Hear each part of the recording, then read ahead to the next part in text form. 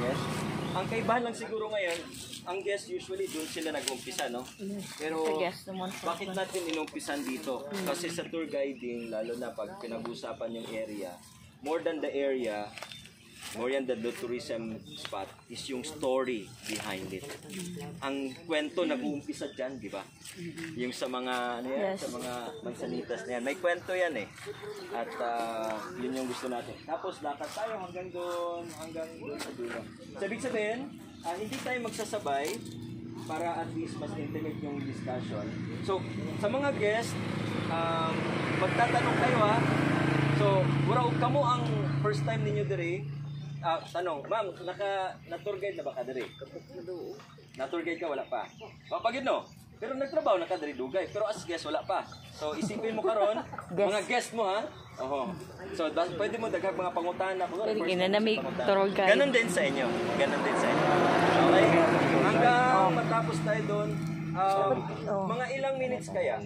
From here to there? Isang oras? Timer natin, sir. Oo. Tapos papunta tayo ng Batcave. Oo. 30 minutes. Saan ba yung last na usual pag nagtutour guide kayo, ma'am? Hanggang saan yung ano niya? Tour guide. Ano po? Ay, Pag nagtutour guide kayo, hanggang saan yung yung orientation namin. Oo. Sa mga 10 minutes po talaga, sir. or briefing. Tapos, pag-iikot, Yung pag-ikot po, ang mga guests na lang po yung iikot dun sa area. So, yung ano po, yung area, kaya siya iikutin ng mga 10 minutes. pero pwede ba i-guide din natin yung guest sa pag-ikot mo? Yes, pwede. Papunta din sa caves, anong Okay kwento pa. nung caves, Okay pa. tapos meron pang chapel, Okay. sabi yung mga area. So, kung ano yung pwede nyo na i-share. So, siguro, mahumay sa para hindi magkarinigan, tapos ganun din. Sige. Pangalawa. she will follow. Sino muna? Kayo? Kasi kita mo. So, ganun. And then, so time check, Ito. it's 9:35, 9:40. So, kita tayo doon sa venue kahapon. 4 hour snacks at mga 10:30. Ay, yung pala, sir, saan ang snacks? Doon pa rin. Doon pa rin. Kasi mag-debrief tayo. Doon daw ang snacks. Doon pa rin. So doon tayo magkikita, walang pagkatapos ng tour guide, diretso tayo doon sa area. I mean sa yung venue natin kahapon. Basta 10:30 nandun na tayo. Kung mas maaga kayo, mas mabuti. Pero wag niyong madaliin ha. Kasi ang gusto natin, ma-experience talaga, maintindihan niyo yung process. So we have And then, for one, group 2 group 2 ba kayo? Group 1. Group 1 kayo. Group 2. Group 2 kayo. Si Ma'am Ding, group 1. Dito na ko, group 2 si ko. Ma'am Maya. Ganito po, ang may special tayo kay Ma'am Maya is kayo po ay, apart from being guest, observers kayo. So, obserbahan nyo paano ang tour guide. Obserbahan nyo rin kung kumusta ang mga guest. Ganon din sa inyo. Mag-question din kayo, mga guests. Alright? Questions, ma'am? Hindi naman ako pahirapan. This time wala pang guest. Okay na? Ako ay entertain question. And then, ma'am? Ma'am, okay na po? Okay, so sinong muna? 10:30, dapat tapos na tayo. Doon na tayo sa area. Ano pa naman? 9:30. Sige. Hindi, walang snacks pag walang nagtanong. Diba? Dapat po. Hindi ako magtatanong sa inyo. Pwede naman ganun. Sige, go. We will start And now. then, after a while, sunod na po kami.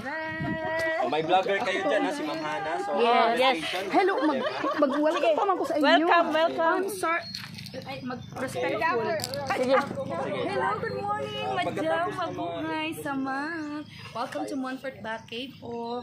Actually po, we will start our tour dito po sa ating Mansanitas Lane. As you can see po, napakaganda ng ating Mansanitas. Tingnan niyo mabuti. Yes. So, tingnan niyo left and right. It look like a lover's lane, di ba? May story po ang Mansanitas natin. Alam niyo pa.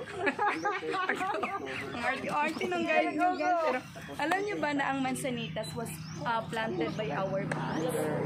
basahin mo. Hindi ba kayo marunong Manzanitas Lane, no? So Planted by amazing. bats. It was happened during pandemic. So what is the good thing about pandemic time? Nakapagpahinga yung kalupaan natin.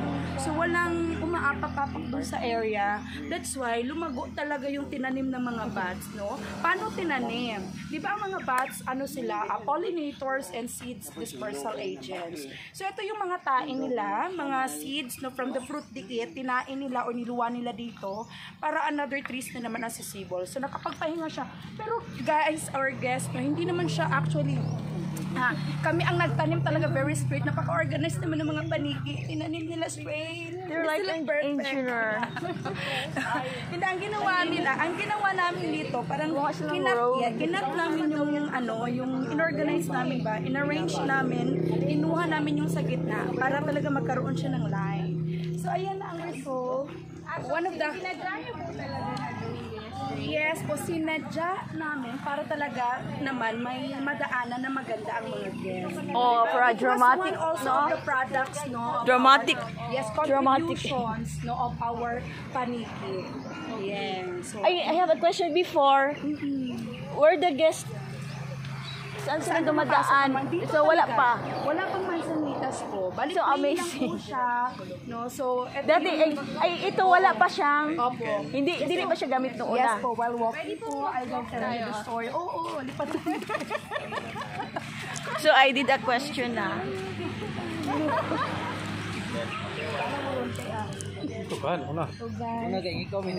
Ay, oh, sige. Nagtatrabaho, ayaw mo. So ma'am, you see the bats here eating the Yeah, The every fruit- night time, ma'am. Every night time, ma'am, I come with them. And then you come with them. I dine with them. So, Bito. yes, of course. No, pero ngayon kasi, as you can see, wala pa siya masyadong bunga. Kasi Hindi pa, tag-init talaga ang ano niya, fruiting season, no? So yes, wala You pa know, siya it's- masyadong bunga. Pero pag maraming bunga po dito, ang Yes, dami pong ma'am. mga, ano dito po, ang dami pong mga tawag dyan, mga bats, no? Especially the seniors bats, the PWD bats, yung mga PWD. paligid with disability. Paano yung mga Yes. bulag, gano'n? Yung mga yung sila ang mga pakpak, gano'n. Hindi na kasi sila nakaka-travel in a far places. So dito na lang sila. Ang dami namin nakikita dito. So, ito at the same time, kumakain sila. At the same time, nagtatanim din sila. Kasi Diba- dito din nila pinupupo, niluluwa yung mga seeds. Are you agree guys? Hindi ang Manzanitas tree, hindi daw to siya mabubuhay kung tao ang magtanim. Yes, oo, yun yung narinig din. As far as I know, Yes, oo. yung narinig ko mga po. bats or birds talaga ang nagtanim nito. Mahirap kasi siya po kasi maliliit yung seeds niya. So, parang ano Amazing talaga. Di man gyud di siya mabuhi kung tao ang kung planted lang gyud siya. Tao tinuod ma. Mabuhay naman gani ka gitanong dito nabuhay mo gani. Nabuhi ba? Ay, disagree ka? Nabubuhay talaga. Oh, Pero pag dumaan, iba kasi pag pero nakagitanong. pag dumaan sa parang Dali lang mabuhi. process of digestion no ng mga bats mo. Oo, kasi parang yung enzyme. Parang impossible no Parang nagiging good quality po. Ilan na siya katuig? Actually, before pandemic, andito na to. Kaya lang, Before hindi masyadong lumalaki. nakita ko pa yung bago pa ako dito. Kasi ngayon, Ganito ba siya ganito ba siya kalaki, Mark? Dumami at Dito dumami. ba? Doon Lahat nag-ibaw ito. people. During pandemic, Maliit wala pa ito masyadong siya. tao na pumapasok. When I was here before during the pandemic, Sabihin, walang nakakadistract, wala nakakaapak-apak sa kanila. Kaya patuloy yung paglago nila. During pandemic. Tagalog, English, Tagalog. Ma'am, kina siya kakuan mo. Ay, respect. oh, Nabasig na yung guys nga mga tana ba nga sa tuiga. mag-last Based on oh, my glass experience as a Manzanitas people. as a Manzanitas tree, guys, Manzanitas tree Ako ang tour. experience. Kasi during Look at this. pandemic, naging plantita ako, no? Tapos So, ang ginawa namin, nagtanim kami ng Manzanitas. at saka guyabano. During that time, 2019. Diba? 2019. Then, talagang lumago siya at nabuhay pa siya hanggang ngayon. So, I will make a research for that. Kung ilang years siya nabubuhay. Pero matagal. Kasi pandemic pa yun eh. Hanggang ngayon buhay pa. At malago-malago po yung Mansanitas namin dun sa bahay. At ito din. So ano na to, basta na Ay ma'am, I want to eat. You have to get a fruit here. Makain man ito. Oh, yes. Mansanitas, small apples. Hindi lang Mansanitas. Syempre marami pang iba. Pero ito na talaga yung highlight kasi ito yung talagang naging bountiful dito. Mangga, bayabas, mga ano din, tawag yan. O, guyabano. Kadalasan mga sweet fruits. Sinong nagpapalago? So this could be the one of the favorites of the bats. The fruit bats. Nagpapalago ng durian. Actually, sa durian, hindi nila kinakain yung prutas ha. Grabe naman yung bunga nga. Baka masaya yung gums nila matanggal lahat.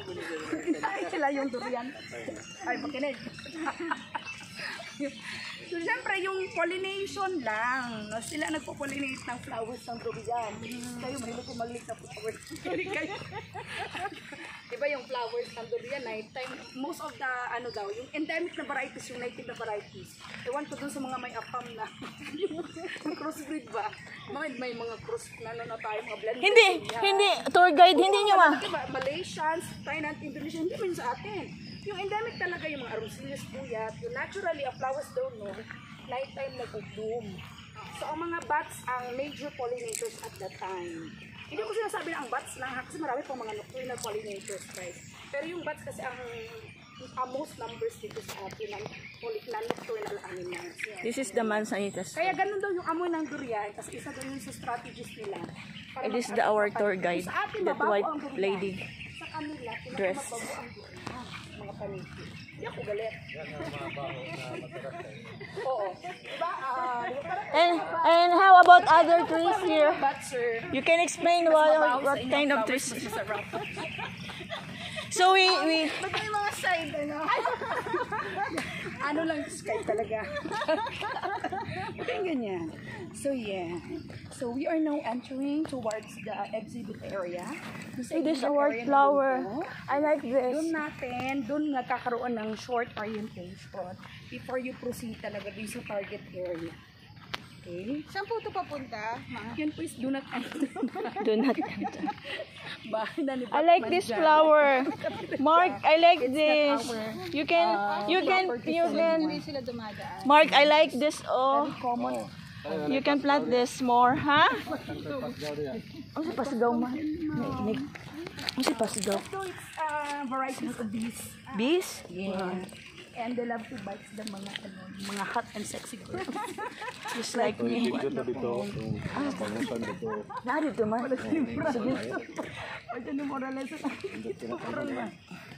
Sige. Nabi ko sa nito man. To the story. Isa na bang sa imuha na? Listen. Ay, dapat maganda may ano siya. What kind of tree? Yeah, this is What kind of tree? in local or mulabe. Molabe. Mulabe. This tree? Molabe. Beautiful.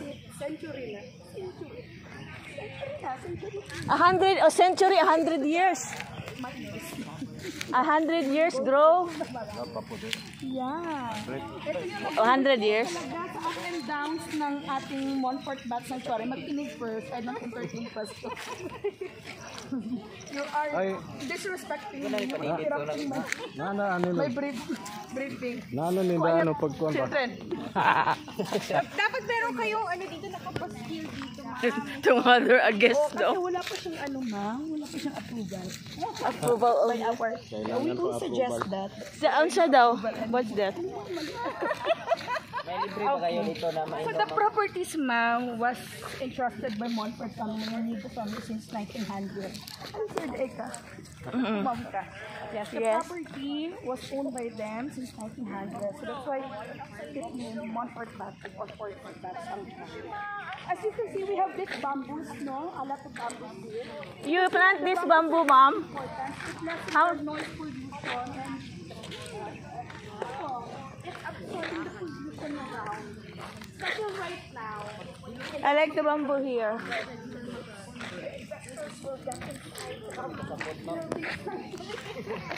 We're here at the Montfort Bat Sanctuary, Durfing area.